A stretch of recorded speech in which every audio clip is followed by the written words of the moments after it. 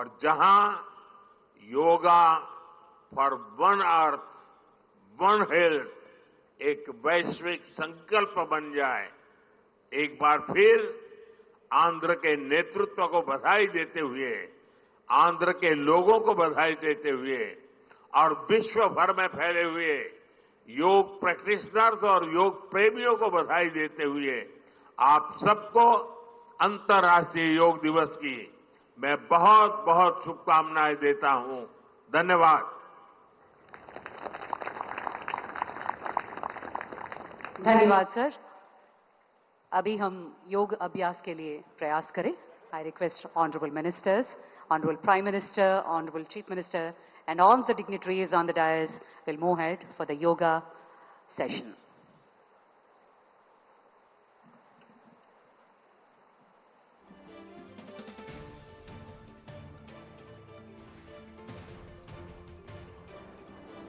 તો આંધ્રપ્રદેશના વિશાખાપટ્ટનમથી વડાપ્રધાન નરેન્દ્ર મોદીએ યોગ દિવસ પર સંબોધન કર્યું અને તેમણે કહ્યું કે જો જીવનમાં સંતુલન મેળવવું હશે તો તમારે યોગ જરૂર કરવા પડશે અને અત્યારે વિશ્વ ફલક પર આ યોગ દિવસ ઉજવાઈ રહ્યો છે ત્યારે ભારતે વધુમાં વધુ લોકો યોગ કરે તે માટે આગળ હાકલ પણ કરી છે અને આ વખતે 11મો જ્યારે આંતરરાષ્ટ્રીય યોગ દિવસ ઉજવાઈ રહ્યો છે ત્યારે સમગ્ર ગુજરાતમાં ઉજવણી થઈ રહી છે ત્યારે તેને ખાસ એક થીમ પર ઉજવવામાં આવી રહ્યો છે સ્વસ્થ ગુજરાત મેદસ્વીતા મુક્ત ગુજરાત અને પ્રધાનમંત્રી નરેન્દ્ર મોદીએ પણ હમણાં જ ઓબેસિટી અને મેદસ્વીતાને લઈને વાત કરીને તેમણે કહ્યું કે જે ખાનપાન છે એનું પણ તમારે ધ્યાન રાખવું પડશે, તમારી ડાયટ છે એના ઉપર પણ તમારે કંટ્રોલ કરવો પડશે, તમે શું ખાવ છો, ક્યાંથી ખાવ છો એ બધું જ તમારે ધ્યાન રાખવું પડશે, તમારું શરીર છે, તમારું સ્વાસ્થ્ય છે એ વધારેમાં વધારે સારું હોય એ ખૂબ જરૂરી છે, તમારા જીવન માટે એ ખૂબ જરૂરી છે। વડાપ્રધાન નરેન્દ્ર મોદી હમણાં જ આ વાત કરી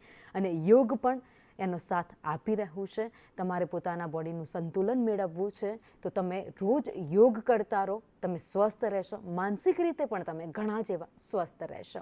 બે અલગ અલગ દ્રશ્યો આપણે બતાવી રહ્યા છે, એક આંધ્રપ્રદેશના વિશાખાપટ્ટનમથી જ્યાં વડાપ્રધાન નરેન્દ્ર મોદી ઉપસ્થિત છે અને બીજી બાજુ વડનગર જે વડાપ્રધાન નરેન્દ્ર મોદીનું ગામ છે જ્યાં મુખ્યમંત્રી ભૂપેન્દ્ર પટેલ પહોંચ્યા છે, ઋષિકેશ પટેલ આરોગ્ય મંત્રી પણ ત્યાં ઉપસ્થિત છે।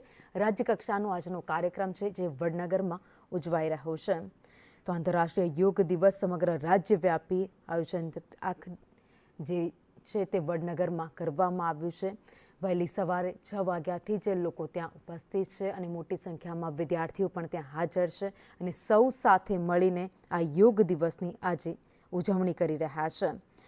તો આ વર્ષે રાજ્યભરમાંથી અંદાજે 1,50,00,000થી વધુ નાગરિકો સહભાગિતાથી યોગ દિવસનું જે ઉજવણી છે તે કરી રહ્યા છે। શાળાઓ, કોલેજો, તમામ જે એશિયન્ટ જે ગામ છે વડનગર તેમાં સૌ કોઈ ઉપસ્થિત થયા છે, હાજર રહ્યા છે અને યોગ દિવસની ઉજવણી કરવામાં આવી રહી છે। તો યોગ દિવસ 2025ની ઉજવણી જ્યાં અત્યારે અલગ અલગ જગ્યાઓ પર થઈ રહી છે।